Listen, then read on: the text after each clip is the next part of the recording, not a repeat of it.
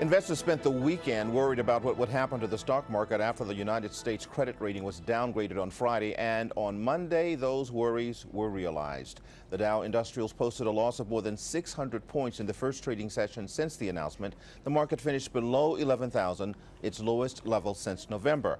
In downgrading the U.S. credit rating, Standard & Poor's cited the political gridlock in Washington. At the White House, President Obama said the United States is still the safest place for investors. We didn't need a rating agency to tell us that we need a balanced, long-term approach to deficit reduction. That was true last week. That was true last year. That was true the day I took office. And we didn't need a rating agency to tell us that the gridlock in Washington over the last several months has not been constructive, to say the least. For more this morning, we're joined by SmartMoney.com's associate editor, Jack Hough. Thanks for being here, Jack. Thank you. First, let's set a historical context. 600 points down. How bad is that?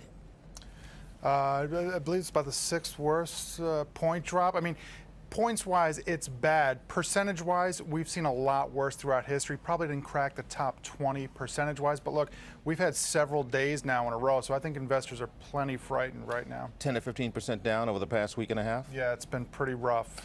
Is the worst over?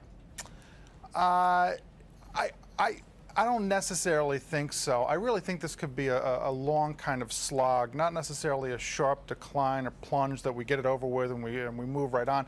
I think it could be the kind of thing where growth might slow for a good long period in the U.S. So I'm afraid it might not. The worst might not be over for shareholders right now.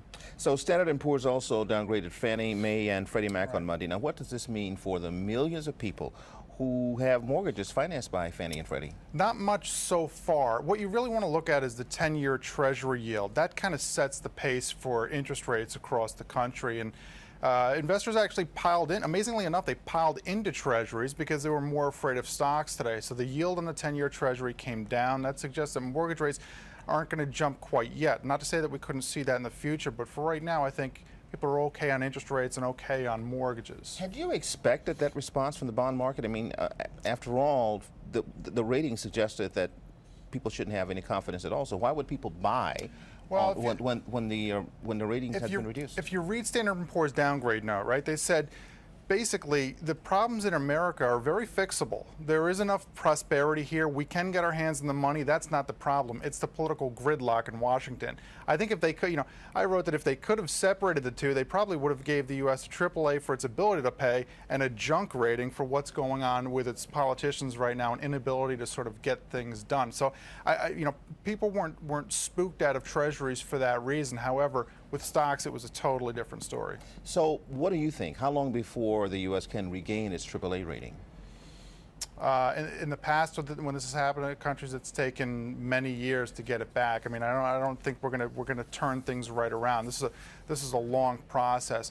I think what people need to focus on right now, basically you've got a choice here. It's either the nation or the stockholders. If we do what's good for the nation right now, that means dialing down some of the excess we've had. We've had a lot of growth that was bought by borrowing in this country, and if we start to do away with that, it's going to bring down, the economic growth, it's going to bring down corporate profits, and it's going to bring down shares. Well, let's make sure we're clear here. The growth you're talking about occurred, what kind of time period? Because over the past decade. If you take a look at economic growth in this country over the past decade, and if you remove all the borrowed money, you're left with nothing, a little less than nothing actually.